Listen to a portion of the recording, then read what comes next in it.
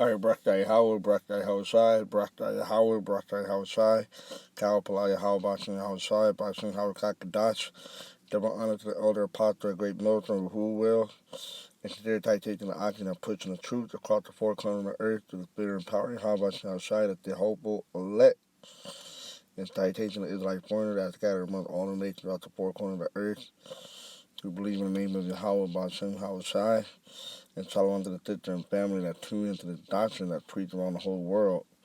Peace and mercy unto you. And who the world inwardly call God, his name is Yahweh. And who the world inwardly call Jesus Christ, his name is Yahweh Shai. It's the Hebrew Israelite that consists of the so-called Negro, Latino, and Native American, and those who line the descendants go on to the 12 tribe of Israel due to the scattering across the world. Now, it's the economic collapse blog.com, and it could pretty much to be part of the scripture property of rumors of war, all right, that's spoken of in Matthew 24, all right. Okay, you look up the word rumor, it means report, so we're reporting of what we see in the world, all right. We see new clip or article and speaking about war on a world scale or biblical proportions that line up with prophecy, all right, thing that can lead up to World War III. And we're doing the report, all right? That's why I said rumors of war. This is the report coming out, all right? And as watchmen in our watch, we're warning you of these things, and we're prophesying that these things are going to come to pass, all right? It said now we can add a major war to the list of things that have happened in 2020. Now, a new conflict has arrived, and that is with the Azerbaijan, if that's how you pronounce it, and Armenia, and they're pretty much warring with each other. And this can pretty much uh, escalate to where there's other nations involved, all right? Now, you read down, I'm not going to go through the whole thing, you can pretty much read the article, but when you read down,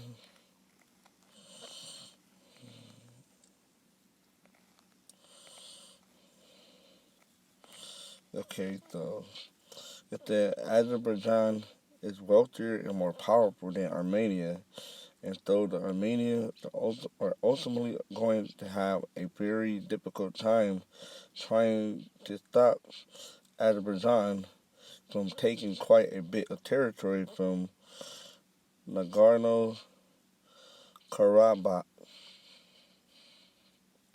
But what happens if other parties start to join the conflict? Like I made mention, other nations, all right, which can lead to a war on a world scale, all right, since World War III. And one analysis that spoke with CBS News say that Russia and Turkey could both potentially get involved. All right, and that make me think of the scriptures in Ezekiel 38. All right, I could be a guard unto these nations.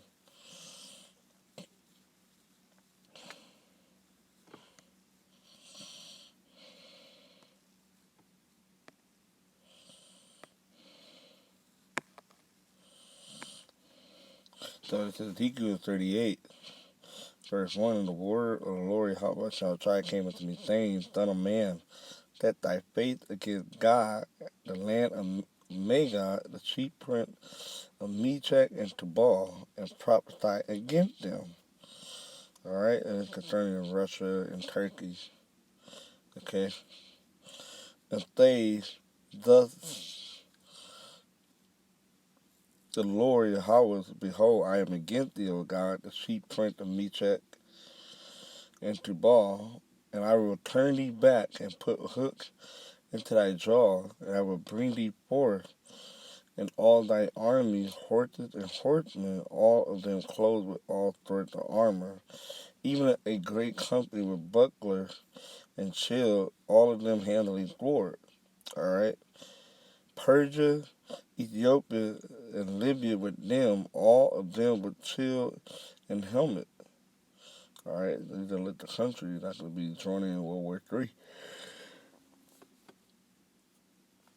And how the major or more prevalent bigger countries going to be a guardian to them, and that's Russia and Turkey.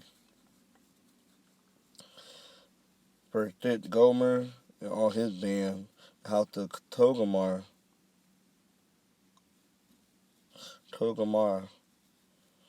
it's like a Togarma of the North Korea and all his band, and many people with thee, be thou prepared and prepare for thyself, thou and all thy company that are assembled unto thee, and be thou a guardian to them.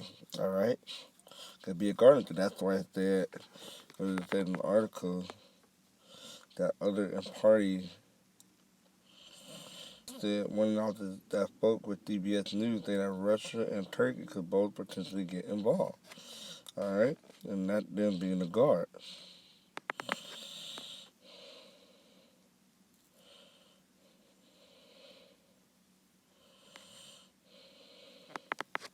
All right, back to this article. It said all the signals were in place. Everything was telling that escalation was coming, and there was diplomatic silence. Alessia Vartanyan, senior analyst for the South Caucasus region of the International Crisis Group, told CBS News, "We are definitely one step away from a large-scale war in the region."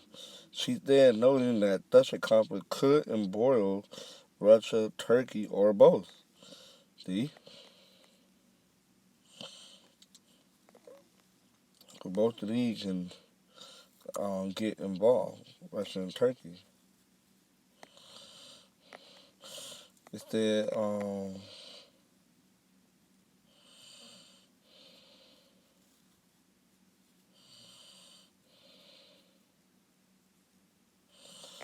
as I mentioned above, the Russians have a defense pact with Armenia. They also have a military base located in the countries. Russia and Turkey were on opposite sides of the war in Syria, and they have increasingly irritated each other in recent years. It would seem to be unthinkable that Russians would just stand aside and allow Turkey to have their way in the new conflict. But so far, the Russians have made a major move. When they do, however, it will probably be a big one.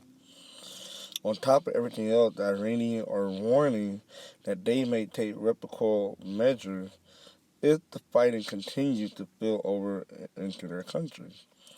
All right, so Iran could be another player for them protecting their border. All right, but they have the right to do so. Iran warned that it would take reciprocal measures if fighting between its neighbor Armenia and Azerbaijan spill over and endanger security across their border with Iran. All right, if the Iranian Interior Minister Ramani Fadli urged the two countries to contain the fighting after clashes over their long-standing war over the Nagorno-Karabakh region erupted last month, according to a statement shown on Iranian state TV. This is yet to this point right here. Could they use the quote from the scriptures, prophecies? This is yet another example that demonstrates that we are living during a time of rumors, like a time of war and rumors of war.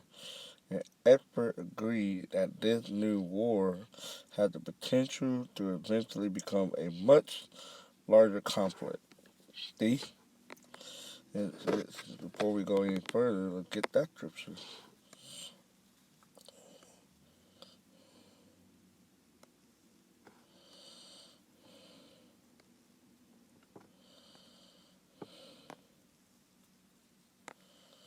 Yeah, this is Matthew 24.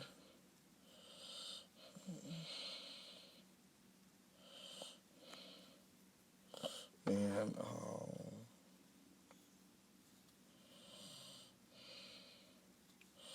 in verse 6, it says, "And ye shall hear of war and rumors of war. See that ye be not troubled, for all these things must come to pass, but the end is not yet. See how they take that quote right from the scriptures?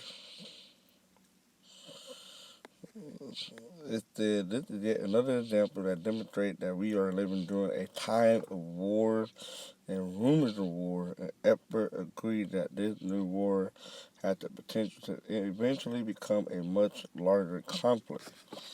And with that much larger conflict, World War III. All right, and Yahweh Shai was telling him to type of these things. All right, when you read up, he was telling them the disciple was asking what are the signs to look for your returning.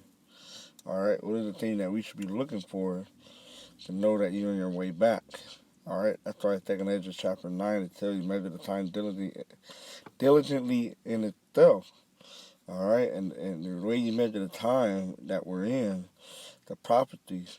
All right, you use the prophecy to measure the time that we're in. All right, and like the article said,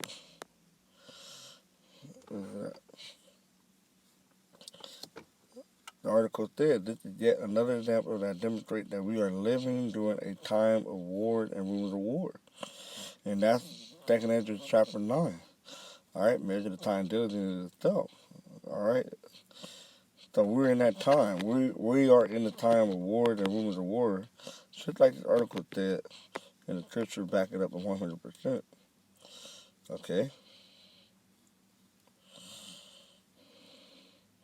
so read it again. Matthew 24 says, ye shall hear the wars and rumors of war. See that ye be not troubled, but all these things must come to pass, but the end is not yet. All right, for nation shall rise against nation, and kingdom against kingdom. And there shall be famines and pestilences and earthquake in diverse places. All these are the beginning of sorrow, and all these things are going on in the midst of all the rumors of war, the report of war that's going out. All right, all these things are spontaneously happening. They're all coexisting amongst each other. All right, here on in the world, here on Earth.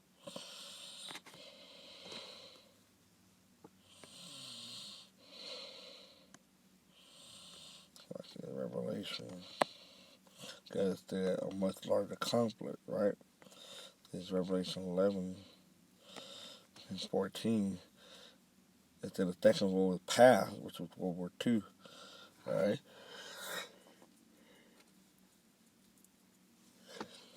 And behold, the third woe cometh quickly, all right? And woe means destruction. The war on a large scale, on a world scale, that's why I call it world war, all right? Because a lot of nations going to be involved in that war, okay? So that's why I did the third world coming quickly, and that's World War III. Okay, you have Joel chapter 3. All right, the valley of Jehoshaphat, or gather all the nations together. So Yahweh can judge the nation. All right, Yahweh Shaphat. All right, to judge the nation. Okay. So right now, all these things are brewing and everything being set in motion for prophecy to take place. Let's do more in the articles. So yeah, that's pretty much it.